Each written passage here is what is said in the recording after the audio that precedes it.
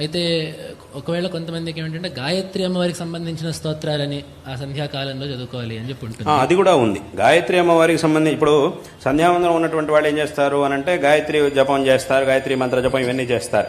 అది ఉన్నటువంటి వాళ్ళు అది చేస్తారు. అది లేనటువంటి వాళ్ళ కోసం విశేషంగా దేవి భాగవతంలో చివరి స్కంధంలో 12వ స్కంధంలో గాయత్రి స్తోత్రము అని ఒకటి ఉంది విశేషంగా. అది చాలా విశేషమైనటువంటి ఒక స్తోత్రం. ఆ స్తోత్రాన్ని చక్కగా సంధ్యాకాలంలో పఠిస్తే అదే విధమైనటువంటి ఫలితం మనకి లభిస్తుంది. ఫలితంలో ఏ విధమైనటువంటి తేడా ఉండదు. అదే విధమైనటువంటి ఫలితం మనకి తప్పకుండా లభిస్తుంది. ఒక గాయత్రి అంటే దాంట్లో 29 శ్లోకాలు ఉన్నాయి. అది ఆ గాయత్రి స్తోత్రం అని ఒకటి ఉంది.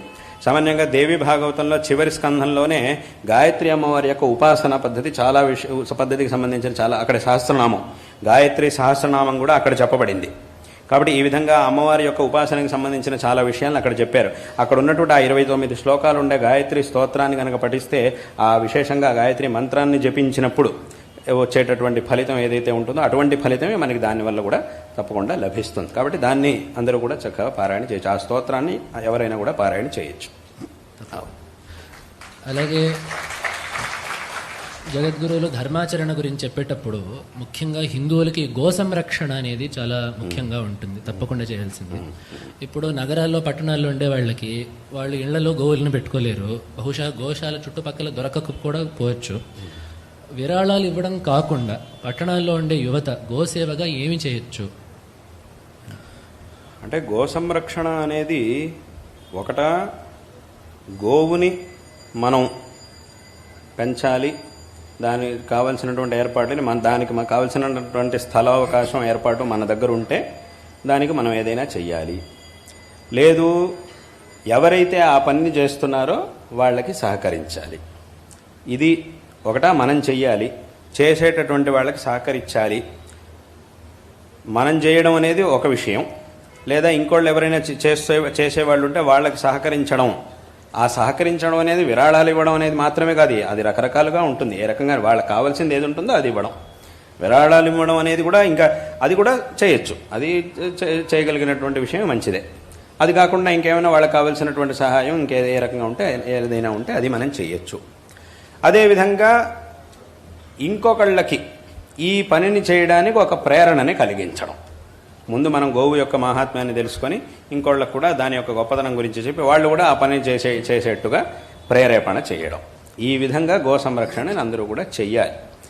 కాబట్టి గో సంరక్షణ చెయ్యాలి అని అంటే ఈ విధంగానే చెయ్యాలి. ఎవరైతే ఆ పని, ఎందుకంటే చాలామంది ఉన్నారు ఇప్పుడు మనం చూస్తున్నప్పుడు చాలామంది చాలా చోట్ల గో సంరక్షణని మంచి మనస్సుతో నిజమైనటువంటి శ్రద్ధతో చేసేటటువంటి వాళ్ళు చాలామంది ఉన్నారు. మనం చాలా చోట్ల చూస్తున్నాం. అంటే కొంతమంది ఏం చేస్తుంటారు అంటే గో సంరక్షణ అంటే ఏదో ఒక వ్యాపారం లాగా చేసేవాళ్ళు ఉన్నారు, అలాంటి వాళ్ళు ఉన్నారు. అంటే దానివల్ల మాకు లాభం ఉంటేనే మేము గో సంరక్షణ చేస్తాం, లేదంటే లేదు.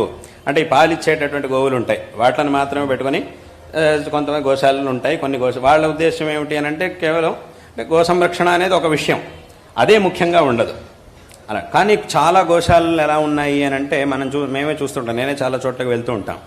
అక్కడ ఆ గోశాలలు ఎలా ఉంటాయి అని అంటే ఆ గోవులేమి పాలిచ్చేటటువంటి గోవులు కావు. ఎందుకంటే పాలిచ్చేటటువంటి గోవులు కొన్నే ఉంటాయి.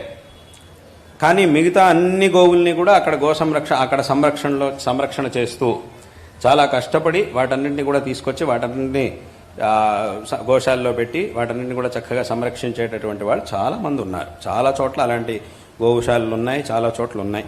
మనకి సమయం దొరికినప్పుడల్లా అక్కడికి వెళ్ళి అథవా అక్కడికి కావలసినటువంటి వ్యవస్థని సహాయాన్ని చేయడం ద్వారా ఆ గో సంరక్షణ కార్యంలో మనం కూడా బాగా పాల్గొనవచ్చు.